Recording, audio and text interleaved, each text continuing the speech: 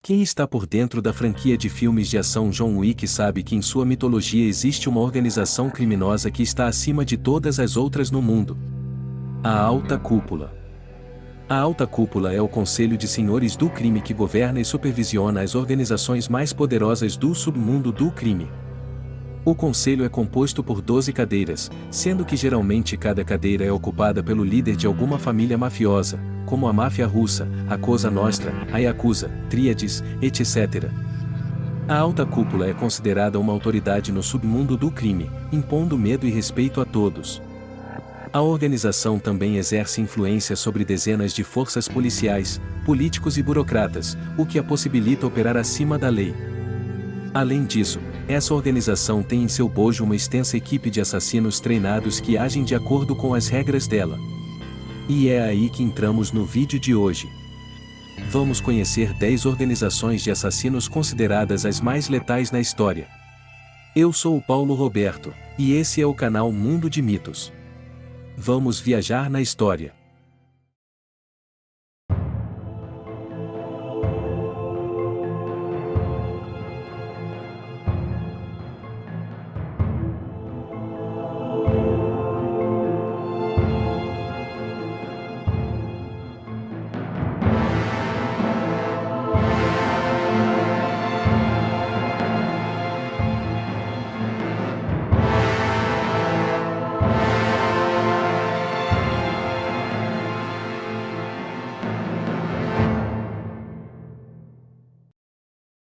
As 10 ordens assassinas mais letais da história.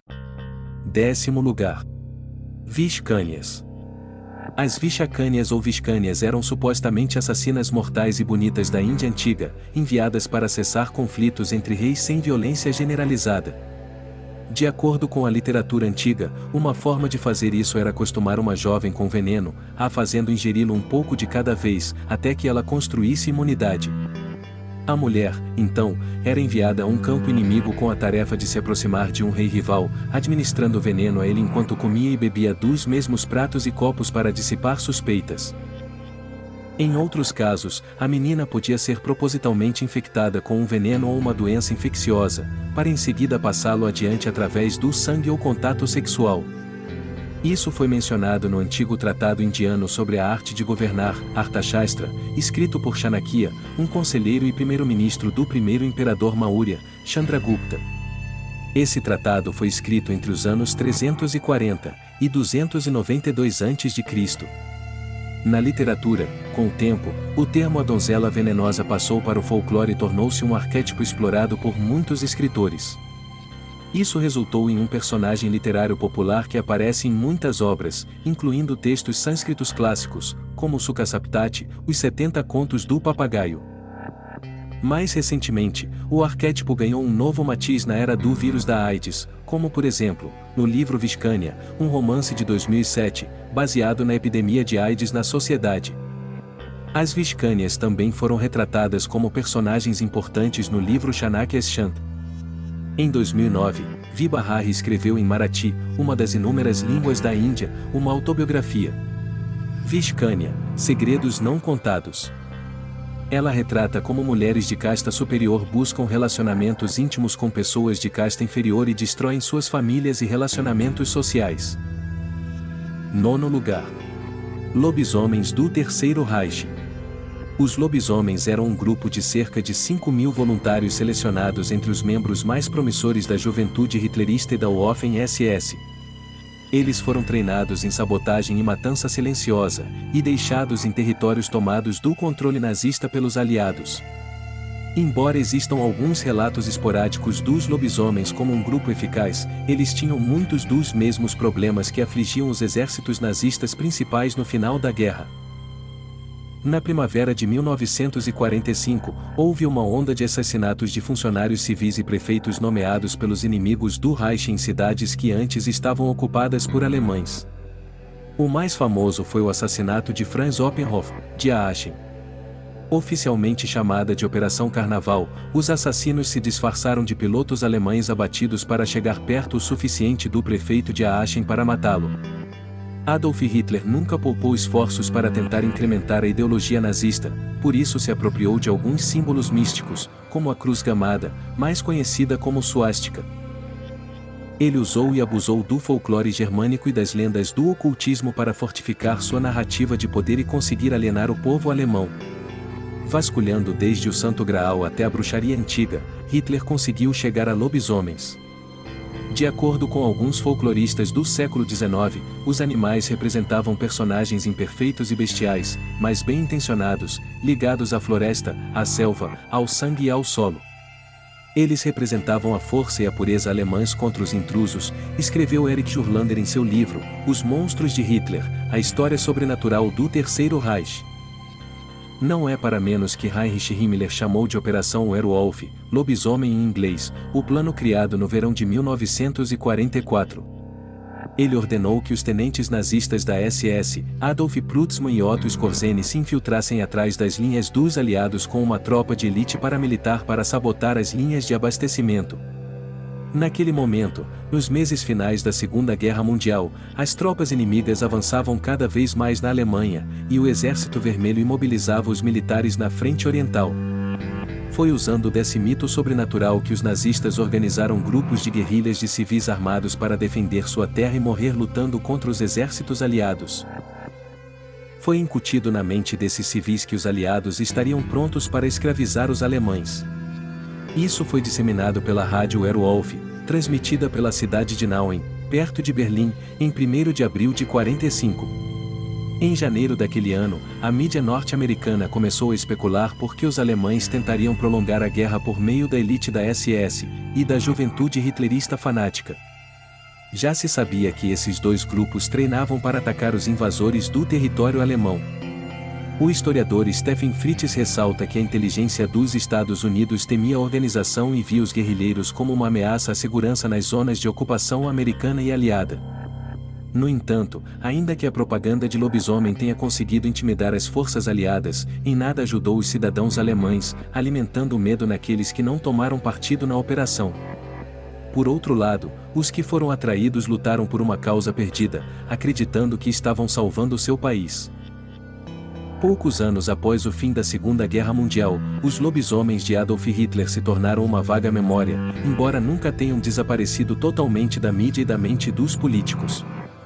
O nome foi escolhido em referência ao título da novela de Hermann Mons, Der Werwolf, publicada pela primeira vez em 1910. Situado na região de Celle na Baixa Saxônia, durante a Guerra dos 30 Anos, o romance conta a história do camponês Dano Wolf. Depois que sua família é morta por soldados saqueadores, Wolf organiza uma milícia com seus vizinhos que perseguem os soldados sem dó e os executam quando os capturam. O grupo referia a si mesmo como Werewolf. Lons escreveu que o título era uma referência dupla para o fato de que os camponeses organizaram um grupo de defesa e para o sobrenome do protagonista, Wolf. No entanto, ele explica que também tinha óbvias conotações com a palavra Werewolf, em que o termo Wolf refere-se a homens que gostam de matar.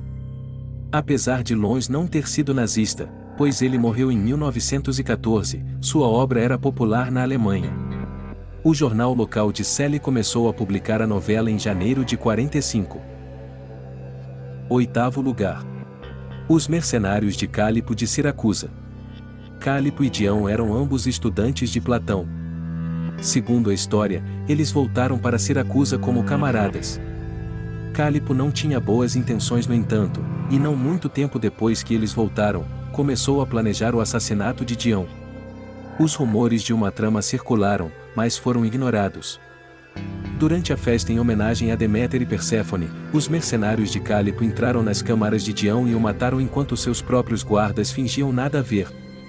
Cálipo, o tirano, tomou o poder, mas seu domínio sobre Siracusa durou apenas 13 meses antes de ele ser expulso, junto com seus assassinos mercenários, da cidade. Despojado de sua posição e poder, Cálipo marchou por toda a Itália e assumiu o controle do Régio, uma colônia grega fundada na Itália por volta de 723 a.C.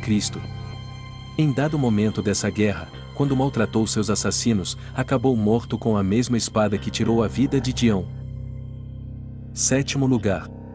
Sociedade Assassina de Sarasota. Fundada em 1844 como um clube político, o Comitê de Vigilância de Sarasota foi rebatizado como Sociedade Assassina de Sarasota pelo jornal The New York Times. Até então, 9 dos 22 membros do comitê estavam em julgamento por 2 assassinatos. O comitê era marcado pelo desejo de separação entre o norte e o sul dos Estados Unidos. Com tantos nortistas resolvendo aproveitar as oportunidades de negócios no sul, a finalidade oficial do grupo tornou-se livrar o norte daquelas pessoas desagradáveis, por assim dizer. Não está claro quantas dessas pessoas desagradáveis foram mortas, mas o assassinato de um agente postal chamado Charles Ebb fez com que o comitê virasse manchete nacional. O corpo de Ebb foi despejado no Golfo do México e nunca foi recuperado, e as penas de prisão entregues aos membros da sociedade foram suficientes para levar a organização à ruína. 6º lugar. A Mão Negra. Quando 10 homens da Sérvia formaram a Mão Negra, em 1910, fizeram-no com um objetivo simples: usar violência e atividades terroristas para criar uma Sérvia unificada. Eles enviaram assassinos para matar o imperador Francisco José e o governador da Bósnia-Herzegovina, o general Oskar Poćorek. Ambas as tentativas falharam, mas a associação continuou. Esse foi o grupo responsável por planejar e organizar o assassinato do herdeiro do trono do Império Austro-Húngaro, Arquiduque Francisco Ferdinando da Áustria e sua esposa Sofia, em Sarajevo. O atentado e suas consequências foram um dos gatilhos para a Primeira Guerra Mundial. No entanto, os autores do ataque eram membros da organização Jovem Bósnia. 3 assassinos da Mão Negra acompanharam o comboio do arquiduque para garantir sua morte. Gavrilo Princip, um militante e estudante sérvio-bósnio de 19 anos, foi responsável pelo ataque. Príncipe foi poupado da pena de morte devido à sua idade e foi sentenciado a 20 anos de prisão. Ele faleceu em 28 de abril de 1918 de tuberculose, agravada pelas más condições prisionais que já haviam causado a perda de seu braço direito. Alguns mitos narram que a organização continua atuante na sociedade. Teóricos da conspiração de todo o mundo dizem que a Mão Negra cresceu e tem integrantes espalhados por todo o globo. Afirmam que eles conspiram para derrubar governos e derramar sangue através de guerras e conflitos sem aparecer, apenas usando políticos de todo o mundo como marionetes. Algumas dessas teorias dizem que eles atuam por conta própria. No entanto, outras afirmam que eles agem a mando de uma das chamadas sociedades secretas, nada secretas da humanidade. Os Illuminati. Mas são só teorias. Ou não. 5º lugar. Sicários. Os sicários eram assassinos judeus nomeados em homenagem à sua arma de escolha, uma adaga curva chamada sica. Eram o braço mais radical do grupo conhecido como Zelotes, antigos fanáticos religiosos do judaísmo. Os sicários receberam esse apelido do antigo historiador grego Flávio Joséfo, que escreveu sobre o método preferido de matar do grupo. Apesar de serem conhecidos por assassinatos em massa, os sicários são mais comumente associados com suas táticas simples e ousadas. Esconder suas armas em suas roupas e perseguir seus alvos em locais públicos bastante inconvenientes. Os sicários tinham o objetivo de incitar uma rebelião contra Roma. Uma revolta de fato aconteceu em Jerusalém no ano 65 a.C., mas foi mal sucedida e iniciou a queda do grupo. Eles fizeram um último ataque registrado à antiga fortaleza de Massada. Eventualmente, o termo sicário foi ampliado para se referir a assassinos de aluguel, qualquer tipo de terroristas e homicidas voluntários ou involuntários. 4º lugar. Harmódio e Aristógito, os tiranicidas originais. De acordo com Cícero, o assassinato de um líder político é por vezes justificado, se esse ato atende a determinados critérios. Por exemplo, se o líder cometeu atrocidades contra seu povo e contra o bem comum, se sua morte vai avançar o bem comum, e se o ato é um último recurso. Aqueles que cometem o assassinato são tiranicidas. Os tiranicidas originais foram Harmódio e Aristógito, 2 amantes que assassinaram Hiparco, irmão do tirano ateniense Hípias. Eles queriam matar ambos, mas não conseguiram. De acordo com o relato do historiador Tucídides, na obra História da Guerra do Peloponeso, Hiparco teria por 2 vezes feito propostas de caráter sexual a Harmódio, que as rejeitou. A relação de Harmódio e Aristógito enquadrava-se no modelo pederástico existente na Grécia Antiga. Aristógito era o mais velho, provavelmente com cerca de 30 anos, e Harmódio o adolescente, que deveria ser protegido. Para se vingar da recusa de Harmódio, Hiparco humilhou publicamente a irmã deste. O ato gerou a fúria da dupla, que arquitetou um plano, junto com outros atenienses descontentes com o governo dos tiranos. Esse plano era matar Hiparco e Hípias no festival das Panateneias, que homenageava a deusa Atena, padroeira da cidade que leva seu nome. Isso ocorreu em 514 a.C. Chegado o momento de executar o plano, Harmódio e Aristógito agiram de forma precipitada e acabaram por matar apenas Hiparco. No tumulto que se gerou, Harmódio foi morto pelos guardas. Aristógito seria feito prisioneiro, tendo sido torturado até a morte. Após a morte do irmão, Hípias tomou medidas autoritárias, que geraram descontentamento entre a população. Em certa medida, o ato de Harmódio e Aristógito levaria ao fim da tirania em Atenas.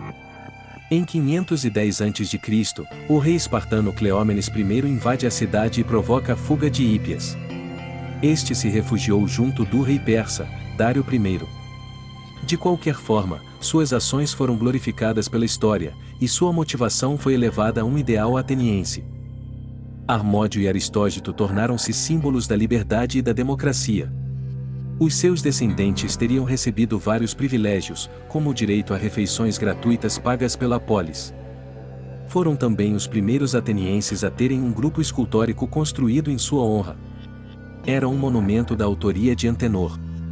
Ele se encontrava na Ágora, e foi levado por Xerxes I em 480 a.C., quando este invadiu a Ática.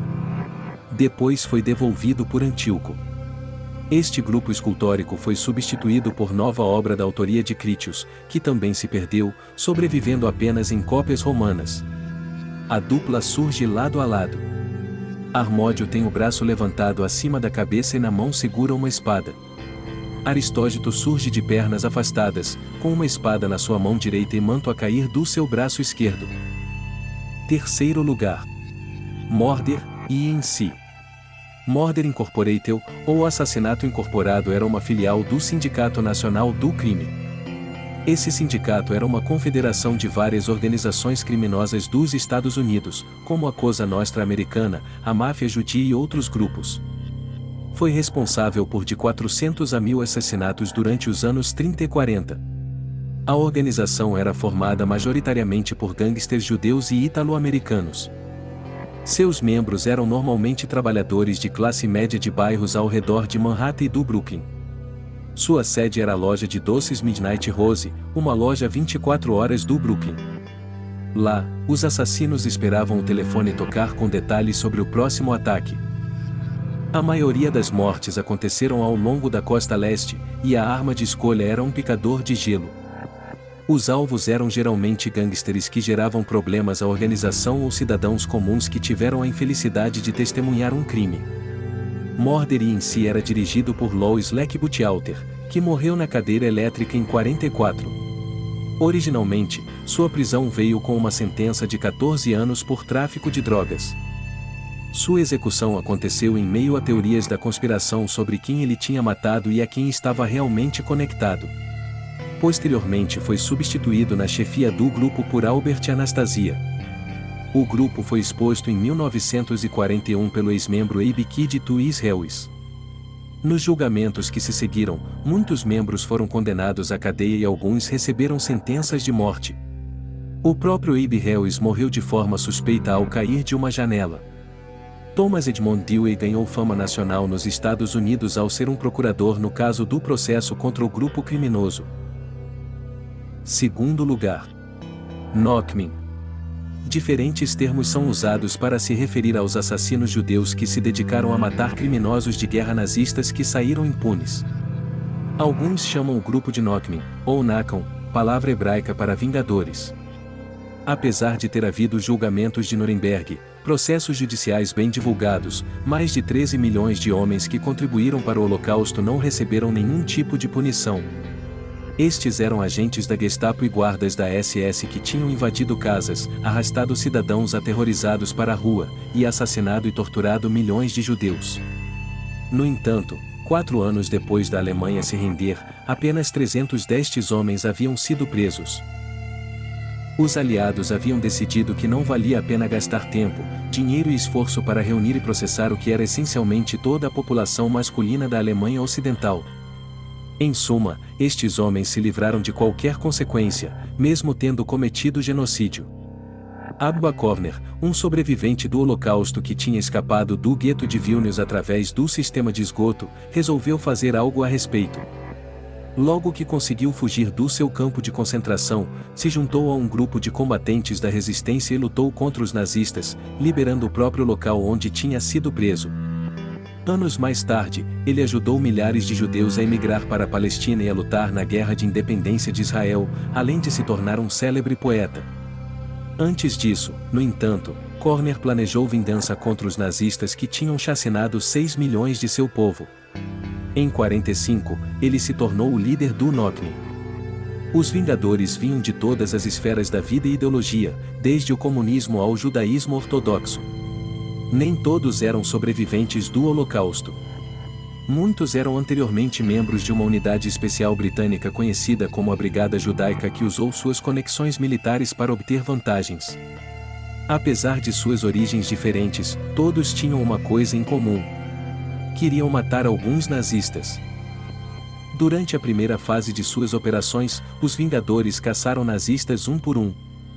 Disfarçando-se como policiais, eles faziam detenções falsas, mas como esperado, essas pessoas nunca iam para nenhuma cela. Muitas vezes, os Vingadores invadiam casas de homens que trabalhavam nos campos de extermínio e os enforcavam em suas garagens, encenando seus assassinatos como suicídios. E ninguém parecia notar que um número estranhamente elevado de ex-nazistas começaram a aparecer mortos nas laterais das rodovias, cobertos de marcas de pneus. O grupo era secreto, e os poucos testemunhos de ex-membros contam histórias diferentes e não dão estimativas reais de quantos nazistas foram caçados e mortos pela organização. Um repórter da BBC escreveu extensivamente sobre o Nokmi e relatou o caso de um ex-oficial da Gestapo. Ele estava no hospital para uma pequena operação, quando morreu por ter querosene injetado em seu sangue. Ninguém sabe dizer por quanto tempo os Nokmin ficaram ativos, mas é provável que tenham operado bastante na década de 50. Seu alcance foi mundial e incluiu não apenas assassinatos individuais, mas operações maciças destinadas a eliminar dezenas de nazistas. No entanto, Körner não estava satisfeito em exterminar alguns nazistas aqui e ali. Ele acreditava no olho por olho, dente por dente, e queria vingança em uma escala muito maior. Os nazistas mataram 6 milhões de judeus? Bem, os Vingadores iriam matar 6 milhões de alemães. Abastecido por puro ódio, ele e seus companheiros desenvolveram um esquema para envenenar o abastecimento de água em Munique, Berlim, Weimar, Nuremberg e Hamburgo. Enquanto seus homens planejavam os detalhes da operação, Körner foi para Israel e pediu ao futuro presidente Chaim Weizmann para dar assistência. Supostamente, Weizmann ajudou Körner a adquirir veneno para o trabalho, apesar de haver debate sobre se Körner realmente explicou ao Weizmann o que estava planejando. Felizmente a maioria dos líderes israelenses ficaram horrorizados com o plano do Vingador. Eles alertaram autoridades britânicas da situação, e Körner foi preso. No entanto, os Vingadores tinham um plano B. Sob nova liderança, a organização decidiu se infiltrar no campo de prisioneiros ali de Stalag 13, em Nuremberg. Se eles não podiam matar 6 milhões de civis, iriam envenenar vários milhares de prisioneiros de guerra alemães. O grupo decidiu envenenar 3.000 pães da padaria que servia à prisão, evento que aparentemente ocorreu em abril de 46. A história não é clara sobre o que aconteceu a seguir. Um artigo de 20 de abril do mesmo ano do jornal americano New York Times mencionou que 1.900 prisioneiros de guerra alemães tinham sido envenenados. No entanto, fontes discordam sobre quantos realmente morreram. Enquanto alguns afirmam que as mortes atingiram mais de 1.000, a maioria acredita que os Vingadores foram bem-sucedidos em matar apenas cerca de 300 presos. O grupo seguiu em sua busca por vingança até a década de 50, embora não tenham cometido outro ataque em massa. Eventualmente se desfez, seus membros seguiram caminhos separados, e sua história desapareceu. Primeiro lugar. Os assassinos de Hassan e Sabat. Hassan e Sabat foi líder de uma seita islâmica nizarita ismaelita e é tido geralmente como fundador da Ordem dos Assassinos. Estudou teologia na cidade de Rei anteriormente conhecida como Arsácia, que hoje é a capital do Condado de Rei, na província de Teherã, no Irã. Aos 17 anos adotou o ismaelismo, ao qual foi muito devoto. Em 1076, foi ao Califado Fatímida do Egito, para aperfeiçoamento religioso e ficou lá por 3 anos. Em seu retorno à Pérsia, viajou por várias regiões de modo a promover sua fé. Com vários convertidos, capturou a fortaleza de Alamut, no Dailão, então uma província do Império Seljúcida. Em pouco tempo, se tornou líder de um estado territorialmente difuso, mas coeso. Autoridades imperiais tentaram reaver Alamut por várias vezes, a última delas em 1118. Depois, Hassan pôde viver em paz. Foi autor de vários tratados teológicos que enfatizavam a necessidade de aceitar autoridade absoluta em questões de fé. Sua visão foi amplamente aceita pelos nizaritas de seu tempo. Disse que levou uma vida ascética, e impôs um regime restritivo em Alamut, chegando a executar seus filhos por acusações de assassinato e embriaguez. Quando Hassan Sabat morreu, em 1124, deixou para trás uma seita de crentes na fortaleza Alamut. Eram os Rachachins, ou como ficaram mais conhecidos, os assassinos. O grupo durou pelo próximo século e meio, até ser aniquilado pelos mongóis em 1256. Um filósofo e pregador também conhecido como Velho da Montanha, Hassan ensinou que não havia nada honroso em líderes que viviam uma vida de luxo, enquanto seu povo passava fome. Seus seguidores mais dedicados eram treinados para matar chefes de Estado, militares corruptos e poderosos. O primeiro assassinato registrado foi em 1092. A organização passou em seguida a eliminar qualquer pessoa que via como injusta, incluindo aqueles que lutaram nas cruzadas. Tiveram sucesso por muito tempo em assassinar qualquer um que se opusesse a eles. Outras fontes apontam que na verdade, Hassan e seu grupo passaram a assassinar quem simplesmente não seguiam seu credo. Também se diz que ele preparou jovens desde pequenos para morrerem pela sua causa, e que utilizava o haxixe. Essa droga gera um aumento da sensibilidade, onde também se apresenta um aumento de percepção de cores, texturas, sons, assim como do paladar. Com o jovem já sensibilizado pelo efeito dessa droga, Hassan mostrava imagens do paraíso a eles, com belas jovens e a promessa de vida eterna os esperando depois da missão ser concluída. Com isso, os assassinos eram treinados e enviados para matar seus alvos, e logo após a conclusão, não reagiam se os guardas da vítima os encurralassem, morrendo felizes. Essas fontes afirmam que este é o mesmo método utilizado na atualidade por grupos extremistas islâmicos, como a Al-Qaeda, o Estado Islâmico, o Hamas, entre outros. E aí, gostou? Acha que algum grupo assassino ficou de fora dessa lista e que ela deveria ser ampliada? Acha que algum grupo deveria ser retirado dessa lista? Então coloca nos comentários pra gente ler. Se você gostou do conteúdo, se inscreve no canal e compartilha com seus amigos. Com sua ajuda, ele pode chegar a muito mais pessoas. Também ativa o sininho de notificação para que sempre que houver vídeo novo, você seja informado. Um abraço do Paulo, e até a próxima.